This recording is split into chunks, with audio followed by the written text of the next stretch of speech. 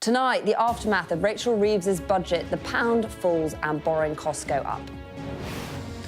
The Chancellor's been trying to reassure the markets that the government's #1 commitment is economic and fiscal stability. So what's been going on? Our economics and data editor, Ed Conway, will explain. I'll also be joined by the Science Secretary, Peter Carl. We'll ask him if we should be worried. Also tonight, more budget fallout, this time from farmers who warn changes to inheritance tax could mean food prices rise. Halloween tonight marks the close in voting in the Conservative leadership contest. Will it be a trick or treat for the defeated candidate? We look at the fallout from previous leadership races. All that and more with Ayesha Hazarika and Tim Montgomerie, who will be with me for the next hour. Here's hoping it's not a Halloween horror show. It's Thursday, I'm Ali Fortescue, live from Westminster, and this is the Politics Hub.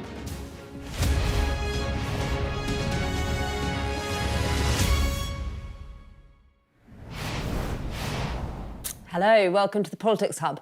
Well, often it's not on budget day, but in the days after that things can start to unravel.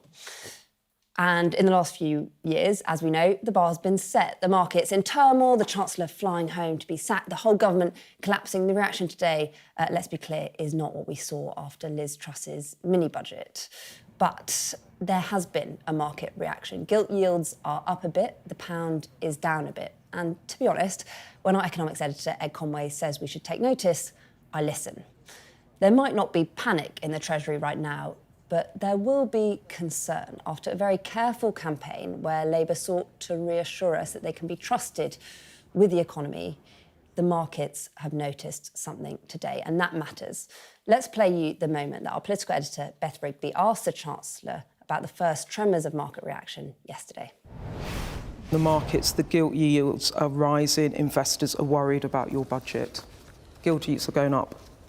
Well, what I saw straight after the budget was that the FTSE had increased and gilt yields had fallen. They're going up. Well, I haven't seen those latest market moves, but the combination of our stability rule that we will pay for day-to-day spending through tax receipts and investment rule to ensure that we can invest alongside business should give markets and investors confidence to invest in Britain. So that was yesterday, and it's those very gilt yields that have been continuing to cause issues today. Our economics and data editor, Ed Conway, explained this all to me a little earlier. Let's have a listen. So, Ed, it's often on day two, you know, we get these think tanks, the IFS, so on, giving their reaction.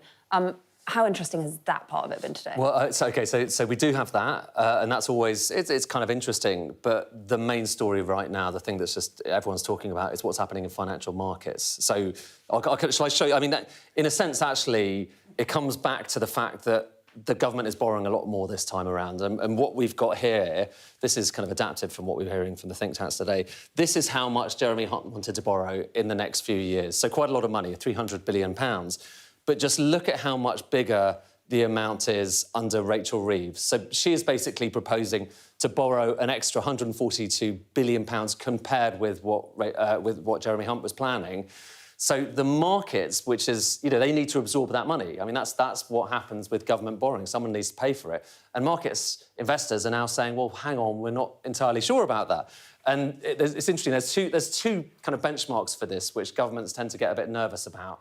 The pound and gilt yields, what's happening with those things. And in both cases, it's not particularly good news. So the pound, that has dropped to, essentially, it's kind of the biggest two-day fall that we've seen in about 18 months. So it's a genuine fall in the pound.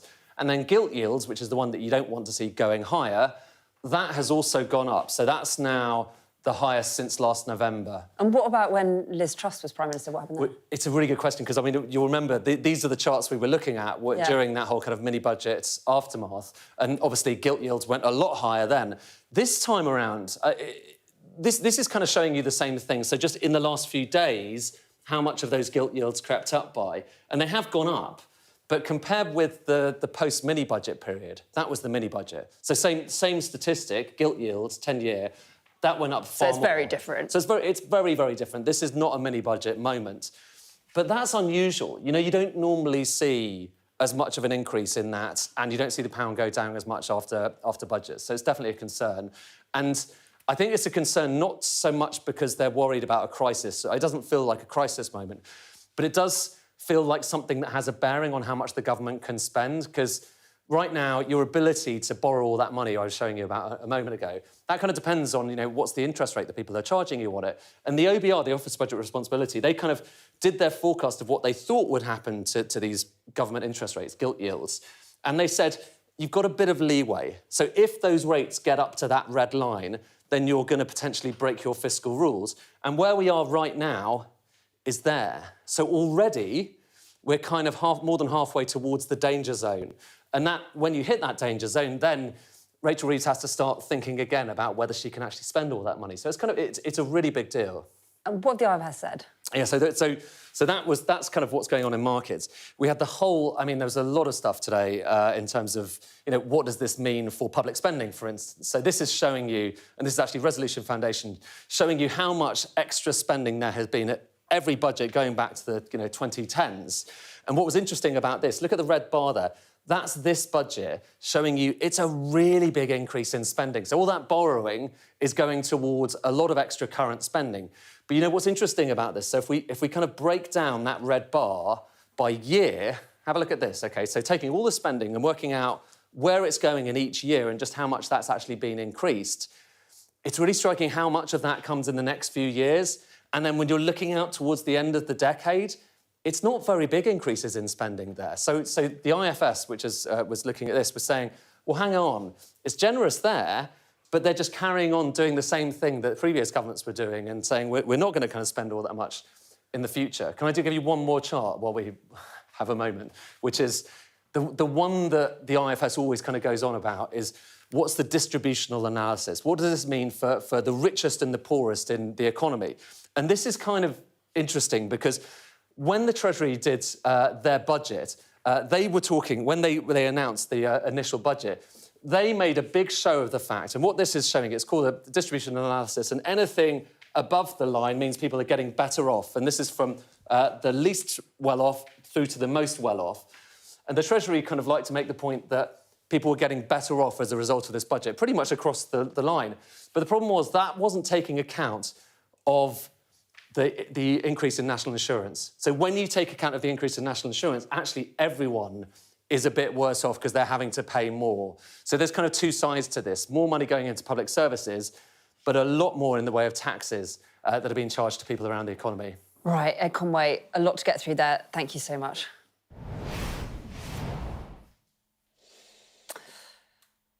Well, what the government wanted to be talking about was a multi-billion-pound boost to public services, in particular the NHS. Here's our Deputy Political Editor, Sam Coates.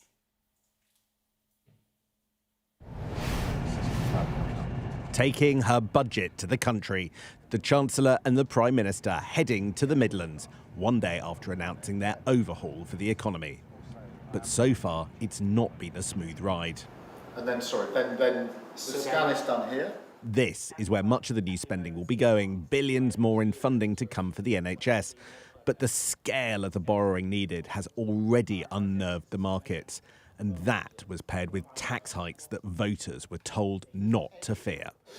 Prime Minister, for years you told voters that Labour would fix public services, not by tax rises or borrowing, but from growth. And yesterday's budget completely undermined, ran totally counter to that argument and that promise. Why should people trust you? What we did in the budget yesterday was do the only thing that a responsible government would do, which was to fix the damage that we inherited. You're conveniently forgetting the central argument you made ahead of the election. That was why growth was going to pay for public services. That is why you argued that Labour could be trusted. That is why you argued you were different from Jeremy Corbyn. And now you've just forgotten about that argument. Not at all. This is a budget for growth. And as you'll see from the growth forecasts, there's significant growth in the early years. It flattens a bit, and then over 10 years there's growth again. That's not the height of our ambition. Surrounded by the budget's big winners, but telling them this new money is just a first step and a down payment on his mission. The Prime Minister clear that not every problem in the NHS will be fixed in this budget. There's a queue of other public services that will need more cash too. from defence to education, social care. After the biggest tax-raising budget in decades, will this government still need to come back for more? And if so, from where? Businesses have been drilling into the numbers for the tax hike announced this week. Already clear this extra cost is going to hurt. Were you surprised by the scale of taxes put on businesses like yours? Yeah, it's crazy. For an SME that's employing, why tax being employee? Because we are. Diedril & Sorin is a company of people. We employ. So working people who are here might get smaller pay rises than they would have done because of this tax rise. It's going to end up to the employment, yes. Friction over tax hikes, and the markets are worried about extra borrowing. There's big holes left to fill. Is there any way through? Sam Coates, Sky News, Coventry. Well, a short time ago, I spoke to the Secretary of State for Science, Innovation and Technology, Peter Carl. Here's what he had to say. Peter, we're seeing a bit of a market reaction. What's your reaction to that? Well, I don't comment on market reaction. What I do know, though, is that the big institutions that are watching us from around the world have given us a ringing endorsement of the direction of travel and the scale of our investment programme. I'm talking, of course, about the IMF, the International Monetary Fund, the same fund which criticised so heavily the previous Tory budgets. They are saying that we are delivering the scale and direction of investment that this country needs to get off its knees and start unlocking the potential that Britain has, if only we have the boldness of policy making to deliver it. Why don't you comment on the markets? Because surely it is important to look at the market reaction. I'm not saying that this is anything like what we saw with Liz Truss, but there clearly has been a bit of a reaction, and surely that should be something you should be worried about.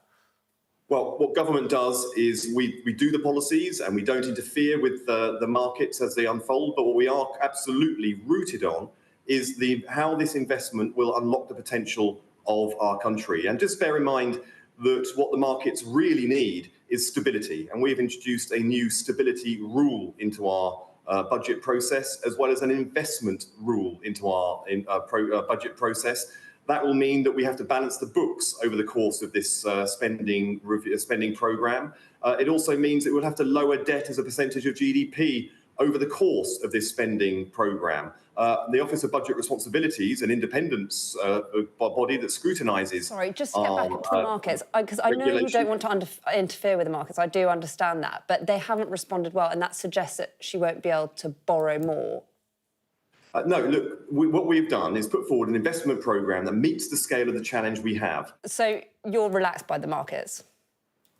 I don't comment on market reaction. What I do know is that the big global organisations that are there to scrutinise international economies, like the IMF... You must be looking at the markets. You must be looking at the market reaction, and that is obviously going to impact what happens next. Well, we've also brought rules into the way we manage the finances, such as the stability and the investment rules. That makes sure that our percentage of debt to GDP will fall over the course of this spending review, and that will make sure that we balance the books in that time. The OBR says we're going to do so ahead of the forecast. These are significant reassurances, not just to the markets, but to taxpayers, that we're going to be spending their money wisely. We also know that investing in our economy is going to unlock the potential. Not only is this investment into our public services, don't forget the reform we're talking about, bringing technology into our public services so that the citizen experience is transformed and efficiencies right the way through our public services are delivered. That is partly my responsibility, and that work is well underway, and patients and students and people who use our public services will start seeing that before long. I want to ask you a bit about the long-term picture, because we're waking up to a very different country, in many ways more aligned with other European countries, more tax, more spend. Is that the kind of long-term way that this country is going to be, or is it a short-term thing? What we've seen is investment that is aligned to reform. You can't have one without the other. And this is a programme of government. We're talking about the economic investment at the moment, but we're also going to be talking a lot more about the reform side of the work we're doing, modernising, making sure our public services reflects better the way that we experience life, whether it's travel or commerce or banking services, for example. We're also going to be delivering a lot more productivity reform into our public services as well. So no, we don't want to put these taxes up. We're doing so out of necessity. And it is the necessity that has driven us to fix those problems fundamentally. We could have made the decision to carry on doing what the Tories were doing, which was misleading the public about the state of the finances, making spending announcements that were never costed, never funded, but at some point the rubber hits the road. That is irresponsible. We have chosen to invest and end the decline. The Conservatives still seem to be intent on decline, but we won't stand for that. And can I just ask, yes or no, is your ambition still to have the highest growth in the G7? Yes. We are delivering the policies and the investment that lays the foundations for unlocking the potential of our country. But don't forget, we're also undertaking a profound programme of regulatory reform so that innovation comes out of universities and the private sector and gets out into our economy and benefiting the health and wealth of our nation swiftly and not being bogged down. We're undertaking planning reform so that the infrastructure and investment into infrastructure can happen much quicker than ever before. And we can build the labs and the data centres and those crucial bits of infrastructure that the economy of tomorrow will rely on and depend on. So we're doing these things in tandem. We believe there is a lot more potential for our economy and our country. Just look at the way that Amazon has invested £8 billion into our economy, announced just a couple of weeks ago. That was only possible because of the reforms we're undertaking. So don't just look at the economic announcements yesterday in the budget. Look at the programme of change that we are delivering as a government. And these two things will happen in tandem and will unlock the potential that we know that Britain has. Sorry, last question, because I know you've got to go. But you talked there about reform, but about a few weeks ago, the Prime Minister was saying money won't come without reform for the NHS, and you've just given £25 billion in the next 2 years without a plan for reform. So I'm not totally clear on that.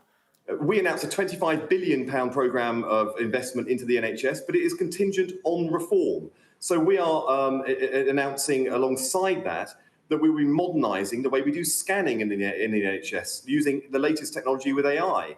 We'll be designing new productivity tools so that clinicians spend less time on administration and more time with patients. These are the sorts of things that we're doing in tandem with that programme of investment. We don't want to just return the NHS as it was in the past. We need to get it fit for the future. That is our mission, and that is what this investment and reform programme you hear from the Prime Minister and this government will deliver.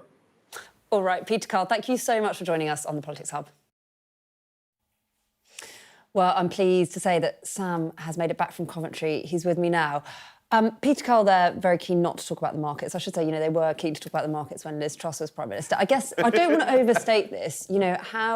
How serious do you think this is? I think this is really serious. OK, there is something that everybody seems to agree on, which is that there has been something of an adverse reaction to the budget in the markets, in the amount that people pay, investors will pay for UK debt, in part due to the reaction because they were surprised at the scale of the borrowing. Now, that in itself is a really, really big deal because that is what the Labour government, in order to get into power, absolutely went for when Liz Truss did exactly the same thing. Now, we're not talking anything like the same scale of Liz Truss at all at the moment, and there's no reason to think imminently it'll get there, but we're watching very closely. But that we are, as a country, having to pay more to issue debt because the markets were surprised, runs coach and horses through the way that Rachel Reeves presented how she would be Chancellor. Stability was the first line of the Labour manifesto. And all of a sudden, she borrowed more and taxed more in order to spend more, having junked the central thesis of her campaign and Keir Starmer's campaign through the election, which was that they were really only going to put big bucks into public services because of the proceeds of growth. Right, that's gone. That approach in the bin, suddenly we've got a completely different one. And that surprise, I think, is one of the problems here. But what's going on behind the scenes with the markets is they're asking, OK, so she's borrowed all this money, and not left herself a great deal of headroom against self-imposed fiscal limits, but is that it? And it's not it, because there are lots of unfunded things that this Labour government has promised to do in this Parliament. Take defence spending to get to 2.5% of GDP to spend for defence. That's another £10 billion, says the ABR. They don't think that's in the plans as it stands. Social care. They actually cut the social care reform budget back in July. They say they're going to reform of social care. That's going to cost money, possibly introduce some kind of care. That's going to cost billions and billions. So there is a very strong chance she's going to have to come back. The Treasury would tell you quietly that we've reached close to the maximum of what we can tax. There'll be some tax rises in future, no doubt, but there can't be another big jump on the scale that there was yesterday. But also, there's now a problem with borrowing. The markets are back policing the Chancellor. That is huge, and they might not act tomorrow or next week or next month, but they will still be policing this government in the spring when there's a spending review, and next November when there's the next budget. And every single person around the cabinet table is going to want to have more spending, one way or another, from Rachel Reeves, putting her in a bind. And it's a bind that she created for herself by going too far, too fast, having seen an opponent do exactly that not that long ago. It feels to me, Ali, like Rachel Reeves is really boxed in potentially quite a dangerous way. Really interesting. Thank you, Sam. And that story is sure to feature in tomorrow's papers. We'll have our extended press preview from 10:30 this evening with tonight's news and tomorrow's headlines. Joining us will be the columnist and broadcaster Steve Richards and former Conservative Special Advisor Salma Shah. Right, let's bring in our panel for the evening, shall we? Labour peer and broadcaster Ayesha Hazarika and the Conservative commentator Tim Montgomerie. Thank you both. Ayesha, what do you think of what Sam said there? I mean, it all sounds a bit worrying. Well, I think it's about keeping it in context, as Sam said, and as the great Ed Conway, who is an incredibly respected economic commentator. And it is important that, they made it really clear we are talking nowhere near what happened after the mini-budget. And I understand with my journalist hat on, everyone's, day two of the budget is when it starts unravelling. That's when, a budget's like a good stew, that it all marinates. It's all better, sort of like... Or a bad stew. And I, of course, watching the markets is incredibly important. And this was a big, bold budget. I was in the chamber to watch it, actually crammed in between, it was so packed. There were so many Conservative peers. In fact, I was crammed in between Harriet Harman, Geoffrey Archer and the Duke of Wellington. It was a slightly surreal kind of thing. Everybody wanted to be there. That is a stew. It really was a stew. And I think everybody was quite surprised at just how big and bold and radical this budget was. But I think that is because of the state that the country is in. This was very much a very difficult budget, but this was a fix Britain budget. There were certain things that needed to be done, particularly the injection of cash into the NHS to stabilise things. We cannot get our country moving if we don't sort of get our health service patched up and get it back to sort of... and public services were so depleted after the last 14 years. So this is big, right? Even those of us who are, of course, supportive of the Labour Party were like, wow. Particularly after, the party has been very cautious and many people have kind of thought Rachel Reeves, in fact, there's people on the left of the party that have accused Rachel Reeves of, she's going to be like George Osborne again and it's going to be kind of austerity 2.0. So I think that it was a bold, radical, but also an honest budget, about a grown-up conversation. Honest. A grown-up conversation about the challenges facing this country. You cannot have a situation where we limp on, patching things up. We don't invest in this country. We have got to get investing in this country. And I understand people, of course, looking at the markets, but it's also really important that just to kind of get a story, we don't kind of like, we're not... I think a lot of people are willing the markets to be a lot more spooked than they are, and time will tell. You're shaking your head a bit, Tim. Well, honest, Ayesha, for goodness sake, how many times was Labour making clear that they weren't going to increase taxes before the election? People. Wow. OK, well, if you're going to hide behind that conceit, come on. Look, but what Labour was right about before the election was that we needed to go for growth. Britain had become a slow growth economy under all parties for a long time. And I thought what Labour were going to do, they were going to be cautious on tax and they were going to wait to build the economy up and then the proceeds of growth would fund public service investment. They've thrown that away and the OBR forecast suggests that growth is actually being slower rather than higher because of this huge new level of tax that Labour are putting on the economy. What I'm worried about, How many times yesterday did we hear the first female chancellor, as if that was the most important thing? I want someone who understands how the economy works, how to run a business. That's what we need. We need someone who can understand the dynamics of a modern, complex economy. And what we have from this government is new rules on employment laws, rent controls, we have new taxes, we have higher environmental costs for energy. We already have the most expensive energy in the world for British industry.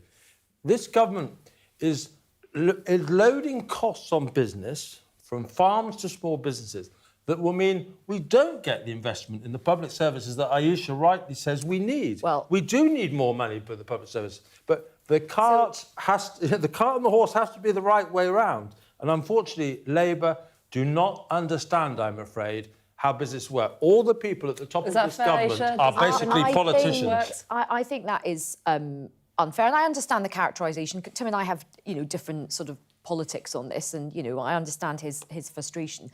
I think it is a big deal. I think just factually it's a big deal. This is the first time we've had a female chancellor. That is a big deal. There'll be lots of people that look at a woman doing that job, and it is incredibly inspiring. So I think that is just the first thing. I think it is disingenuous to say that Rachel Reeves doesn't understand how the economy works. She was a Bank of England economist. I was a Bank of England economist as well. And my colleagues know what she did at the Bank of England. It was quite a junior level. Well, she was still a Bank of England economist. Junior level, yeah. We don't need to go around besmirching people. I think Rachel Reeves is a very talented politician and a very kind of bright, capable woman in her own right. But look, this is a difference of ideology in terms of how you want to organise society. What Tim and I will both agree with is that the last government was an absolute sort of mess. Public services were a mess. Remember, tax was very high under the last government as well. And the reason why the Conservatives got absolutely wiped out at the last general election, the sort of fact that people were paying really, really high taxes and seeing such poor quality of public services. You couldn't see your doctor. If you got burgled, the police wouldn't come round. So something wasn't sort of working. Now, where Tim and I will disagree is he says, look, yes, invest in public services, but you've got to wait for growth. I take a different view, and the Labour Party takes a different view, which is actually, if you do want to improve your public services, you have to put some money in up front. And public services, good public services, will help to get growth as well. If you've got a population which can't see a doctor... You were making at the general election. That's the trouble. It's you said something different. Different ideologies, which is always good to discuss. So thank you both for bringing that lively debate. We will come back to you. I promise. You're watching the Politics Hub. Coming up. Is more taxpayer money the solution to fix our public services like the NHS? I'll speak to the former Labour Cabinet Minister, Lord Hutton. Plus, critics warn of the end of the family farm as anger grows about the government's changes to inheritance tax.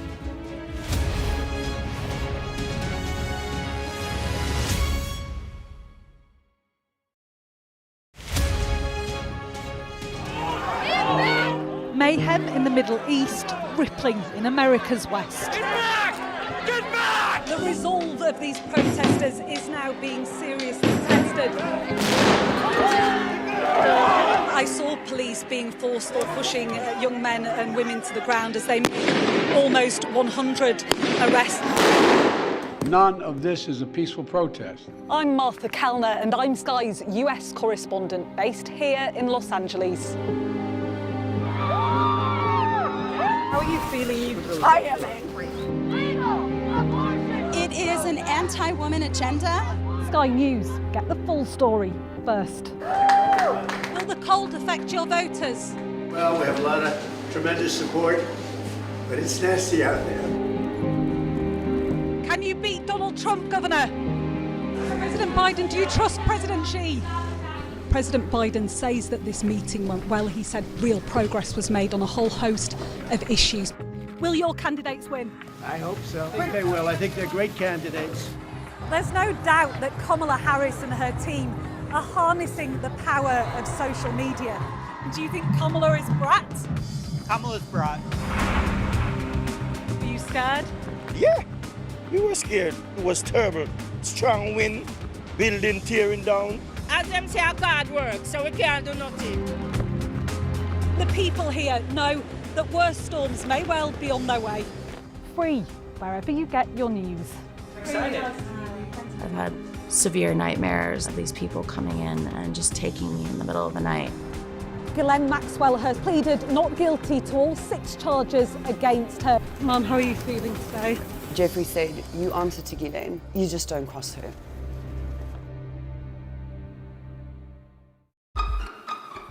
We've got your Sunday mornings covered. From the front page and the sounds of the streets to the voices of the people who make the major calls and big picture politics beyond Westminster. We'll put you at the heart of our story. A new start to Sunday. I'm ready. Are you? Join me, Trevor Phillips, Sunday mornings on Sky News. Hello, welcome back. Well, let's get some more reaction, shall we, to yesterday's budget. I'm pleased to say joining us now is a Labour peer, Lord Hutton, who served as Business Secretary, Defence Secretary and Work and Pensions Secretary. He now chairs the Association of Infrastructure Investors in Private Partnerships. Thank you so much for joining us this evening. A big budget, £70 billion of spending, £25 billion for the NHS over 2 years. Lots of spending. Is that the right thing? Well, I think the government had to raise taxes to plug a serious gap in public finances, which they discovered when they came into office. And they wanted to avoid a return to austerity. And I think probably a lot of people would share that view. And anyone who's tried to use public services in the last few years will know they're in a pretty sorry state. So they did need a cash injection. I have no argument with that. And I think that was absolutely the right thing to do. From my perspective, I think the biggest concern in the budget is the tax rise on national insurance contributions. That is clearly going to have a cost, probably in terms of lower increases in salary, as well as potentially fewer jobs. So that is something we should all keep a very close eye on. Very lively talk you've got there in the background. Yeah, so I'm sorry about that. Someone's No, it's good. We love pets here on the Politics Hub. Can't control them. You talk about the national insurance employer rise. Are you former business secretary? I mean, do you think this is a party of business? I think there's no doubt the government wants to see economic growth, and so the budget will be part of that. But there are lots of other measures that the government's taking that I hope will have that effect as well. I'm a big supporter of their plans to have a proper joined-up industrial strategy. I think that's really going to help.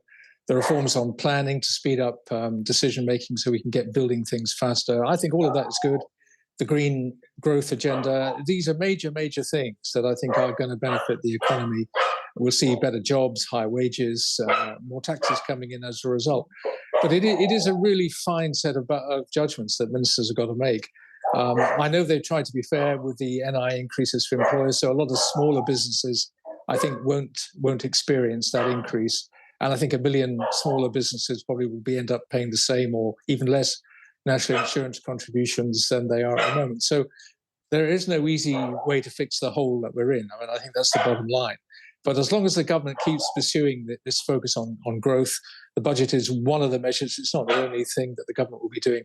I'm pretty confident that we can see significant economic growth in the years ahead, and that's going to be good for the economy and good for public services too. So you really think growth will get... I mean, I'm sure you've seen the OBR forecasts that predict pretty anaemic growth, not on the scale that the government wants it to be. Do you think that's wrong?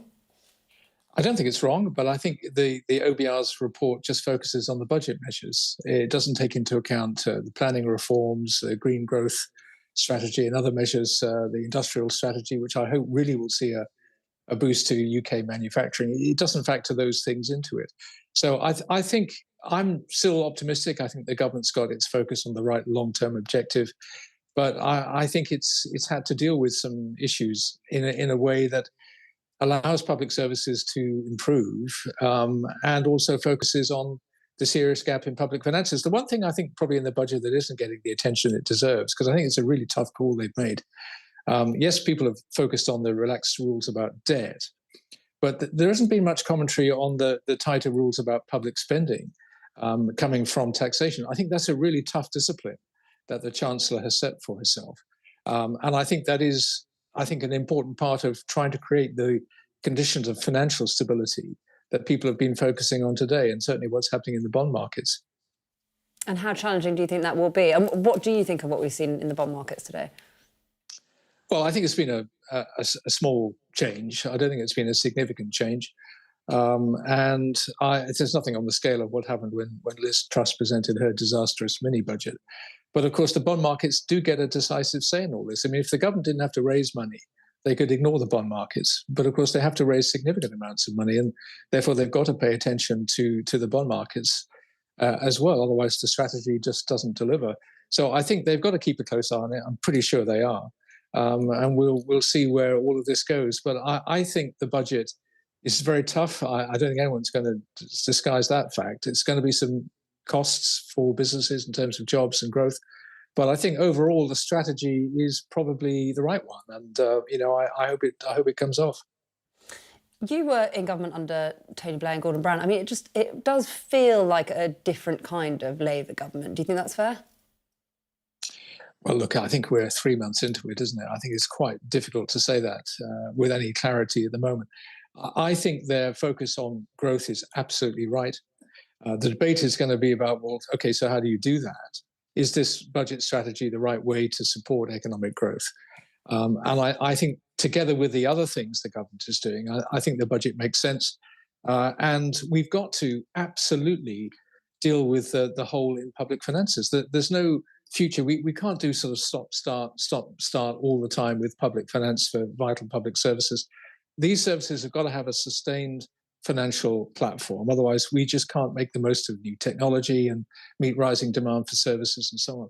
So I think it'd be interesting to see what the Secretary of State for Health in particular does about reforming the way the NHS works, because he was right to say it's not just about money. It is about the way the whole service is organised. And that's got to be just as important an issue for ministers and for MPs as the overall budget for the NHS. There isn't a fix for the NHS without significant reform. Money will help pave the way for that, but on its own, it's just not going to work. OK, thank you so much, Lord Hutton. Really interesting to hear your Thank you very much. Sorry about the dogs. No, what's the dog's name? 2, Ronnie and Milo. Ronnie and Milo. Tell them thanks from us. Thank you very much. Coming up next on the Politics Hub.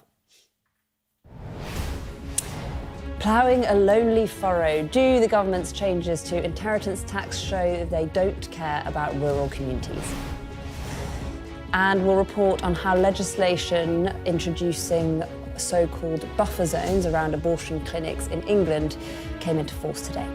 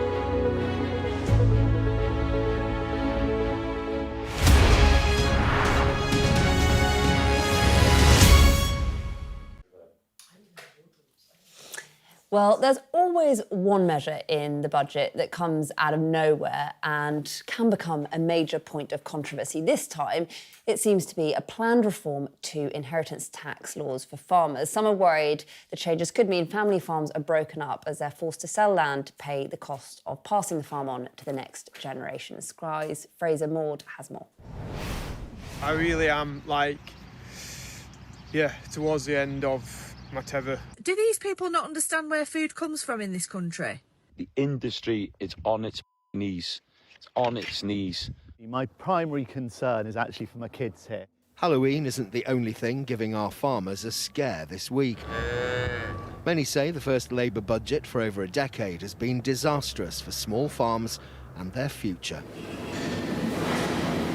Paul Tompkins raises a herd of 400 dairy cows on a 300-acre farm near York. He and thousands like him fear that the new £1 million limit on inheritance tax relief on farmland will rob his children of their farming legacy. I went into the budget feeling quite optimistic, but came out feeling completely winded. I thought that this budget was going to be about helping working people. Yet, if that was the desire, then why am I worried that we're going to be fleeced as soon as a death happens in our family? The government's assertion is that only around 2,000 of the largest estates a year will be affected. Some financial experts agree. It still means they'll be significantly more generously treated than the rest of us, and still more generously treated, actually, than farms used to be in decades past. The changes will affect actually a remarkably small number of some of the most valuable farms. The majority will still not be affected by this. But those criticising the announcement say up to 70,000 farms could suffer. DEFRA figures show about 3/4 of England's farms are smaller holdings of less than 100 hectares. Last year, England's farms made an average profit of £86,000, but 17% of them made no profit at all.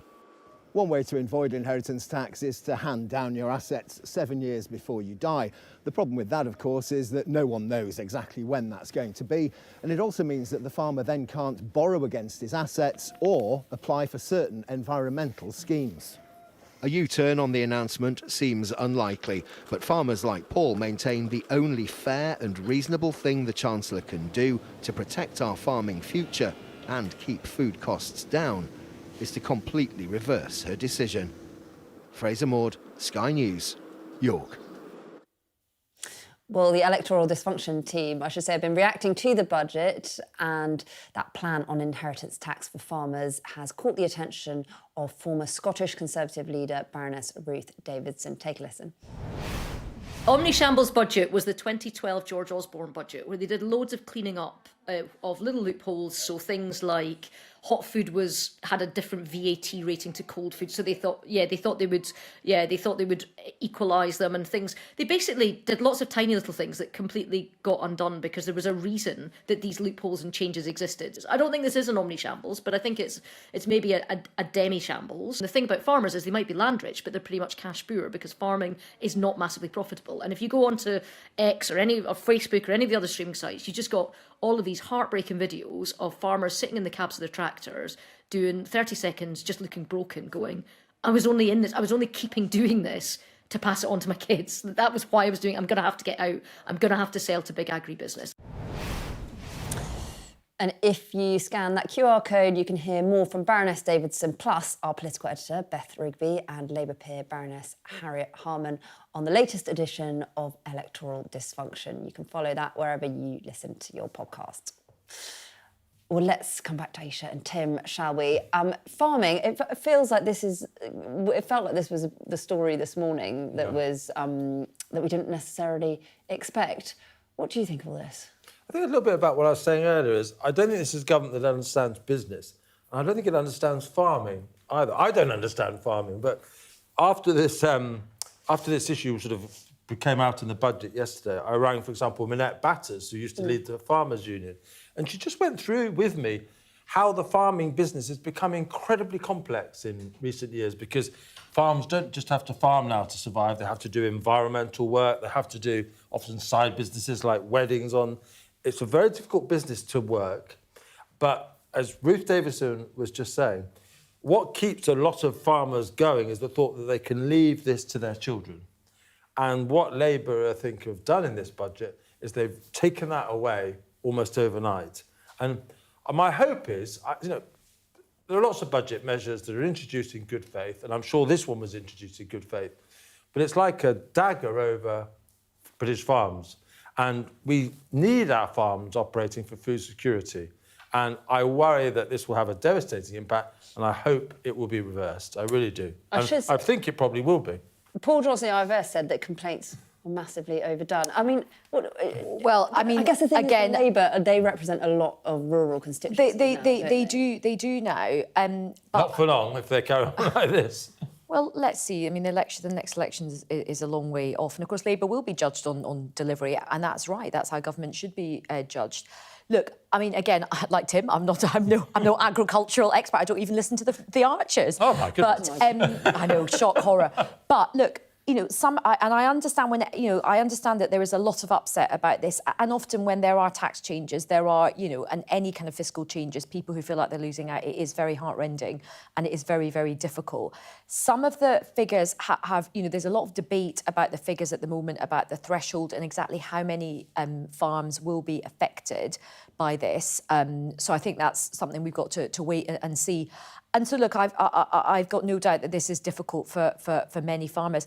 I would also say, though, one of the big things, and Minette Batters has been incredibly eloquent about this, one of the biggest setback to British farmers has been the disaster that Brexit was for the agricultural sector. Don't change the subject. That may be true. We're talking about the budget today. But that is important. That is also an important sort of backdrop to this as well. We'll take it that that's right for the moment. Why are you going to load another burden on farmers then? The last thing they need, if you're right. This is a very, very difficult moment for this new government, as we heard from Lord Hutton and we've heard from others. This is a really difficult budget. There are some very difficult decisions that have had to be taken. I don't think Rachel Reeves takes any great pleasure in doing tax rises. She's not a natural kind of tax rising kind of politician. That's not what she kind of wants to do. But some very difficult decisions have had to be made. And remember, when there have been Conservative governments, some difficult decisions had to be made as well, like sort of, cutting benefits, austerity, cutting the poliite, cutting budgets for essential public services. On to other topics like blaming the Tories. Well, we are in a context. It's context, Tim. Interesting, you can't defend this measure. Look, there are difficult decisions that had to get taken, and let's see how it all works out. As I say, right now, there's lots of different views on how many farms are going to be affected by this, so we'll have to see, and maybe the Chancellor will listen to you. And I think the discrepancy in some of the numbers is pretty amazing, because the government said it's going to affect 2,000 estates, I think, and then the CLA say 70,000. Yeah, there is a lot of different numbers on this as well. And I mean, I was seeing tax experts saying, where does the threshold kind of fall in the sense that if you're a married couple, can you pass your allowance on? So the million threshold goes up to 2 million. So look, I think it's fair to say Tim and I, the three of us, are not the leading experts on this. Well, but I think Ali's going to wow us now with her agro. I can confirm my the area of agreement, I think, is you're right. If the numbers are bigger than perhaps the government thinks, but closer to the CLA, hopefully the government will admit an error was made. Or maybe the numbers will be closer to the government numbers. See. Yeah. We will come back to you when we've worked out what the actual numbers are. Thank you so much, both. We've got to leave it there because we've got something very exciting coming up on the Politics Hub with the Tory leadership contest wrapping up at the weekend at last. We'll take a look back at the fate of some of the less successful parliamentarians who tried for the top job and ask, is there a trick or treat in store for Saturday's loser? Coming up on the UK Tonight at 8 with me, Anna Jones, how will the budget billions be used to help the NHS? Well, we'll be joined by former Health Secretary Stephen Dorrell. Also ahead, we'll hear from one of the Brits caught up in Spain's deadliest flooding in decades. And I'll speak to the father and son team who helped rescue a piece of Beatles music history. All that to come, and much more on the UK Tonight at 8.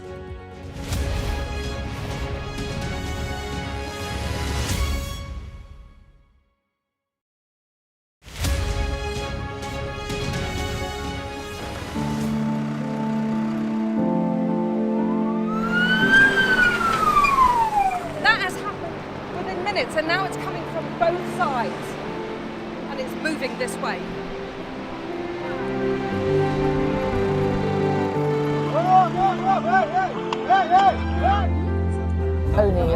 half a mile from the Turkish coast, and it's evident that the boat is seriously overcrowded. This is one of the most severe viruses in the world. I'm Alex Crawford and I'm Sky's special correspondent based in Istanbul. This is going to be the biggest party Tripoli has ever seen. That's it got us then. There's a lot of action going on, a lot of hits going in still. We aim to be the best and the most trusted place in news. Clearly not had very much to eat at all. A lot of them extremely thin and very frail. Look at her arms. I can put my entire hand round. This is the cocktail of drugs which the doctors at this hospital have been giving their coronavirus patients. Made for people who want clarity in an uncertain world. Mother Nature can be vicious, absolutely savage. The world's largest falls now down to a trickle in places. I can't imagine how much plastic is lying at the bottom of this huge lake. Whoa! Close and personal with her, aren't they? This is what makes the job so fantastic. Our app gives you the very best of Sky News wherever you are. Breaking news, videos and analysis. Evidence of the crisis. Podcasts, watching us live. I'm live in Jerusalem. Wherever you get your podcast. All in one place and all at just the touch of a screen. The Sky News app. Get the full story first.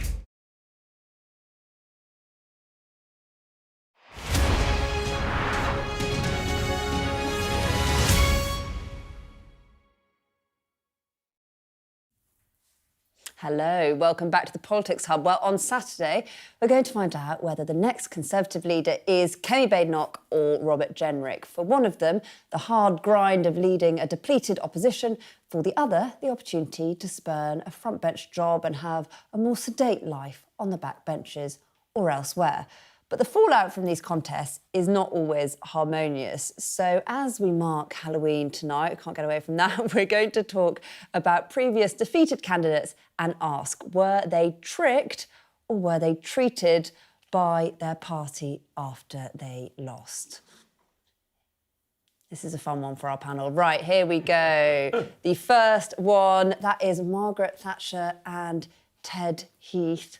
Can you remember what happened? So she beat him. This is a bit of a surprise. She's looking lovely. 1975. Really looking lovely. Yeah, 1975. Tim's having a funny moment. Tim's having a... Can either of you remember what happened? Tim's like, this is more Valentine's than Halloween. Oh, God, no, not that yet. Well, he, of course, began a massive sulk. You know, a sulk that lasted years yes. and years, because he never... Wasn't there a name for it? The Incredible Sulk. The Incredible Sulk, yeah. I remember once at a party conference early in the Hague years, they sat them next to each other in IKEA chairs, and they wouldn't even look at each other. Oh, my gosh. They really didn't. It went a long time, that Amazing. Sulk. Right, should we do our next one? Let's rattle through these. There you go, Michael Heseltine and John Major. A bit different story here. They sort of came together, didn't they? I don't know if either of you remember this. As well. Shall I do it? Yeah, sorry, it's a bit Tory. Well, Heseltine lost, but he became Major's Environment Secretary and abolished the poll tax that really had been why Thatcher fell and Major took over. So they were rivals in the leadership race, but they came together. And they also came together over Brexit. On the right side. Exactly. You were Brexit. Just saying. Right, next one. This is more recent, I think. Here we go. We both know these two, the two Davids, Cameron and David Davis. He reappointed him, didn't he, into his shadow cabinet? Well, you nudge me if I'm saying too much, Ayesha, but he became Cameron's shadow Home Secretary. We'll get some Labour ones in. But then he resigned over a civil liberties issue. I think it was when Tony Blair was introducing... He loved a resignation, didn't he, David Davis? Cameron didn't want him back after that resignation. So it worked out well immediately, but not for long. OK, right, next one. We have Boris Johnson, I think, and Jeremy Hunt, who we will have it in a minute. who was spurned, wasn't he, Jeremy? Because it was very obvious that Boris Johnson was going to win. There they are. You'll remember. I know this is a no, but you'll remember this. I mean, I thought, Jeremy Hunt. I actually think Jeremy Hunt's a very, impressive politician and a very decent person. Nice guy, and actually, he's done a. Had he won, maybe the party would be in a. He's had a few political lives, hasn't he? And he's also been somebody who's, even though he's not done brilliantly well when he's gone for the leadership, he sort of stepped up to help clear things up. Yeah. Of course, he became the Chancellor when the Liz Truss episode was at its worst. Exactly. And it was quite nice having someone grown up. Yeah. I'm going to rattle through a couple of these now. So the next one is Sunak, Rishi Sunak and Liz Truss. We all know what happened here. Very frosty vibes. And he did not join her cabinet. And here we go. Tony Blair and John Prescott. I'm sure you know what happened here, Ayesha. Tony Blair won. This was the leadership and he became his deputy. So the rules then must have been different. Yeah. Because now the deputy leader is elected. And here we go, the Miliband brothers. Yeah. Not so happy. That didn't end so well for everybody. Did not end so well. That was not another happy. one. There was no happy ending there. Another one flying across the country. I think we've managed to get through all of them, Do we get a prize for our answers? That's it. Right, I think that's all we've got time for, guys. Thank you so much for joining us on the Politics Hub. We will be back on Saturday for the Conservative Leadership Live.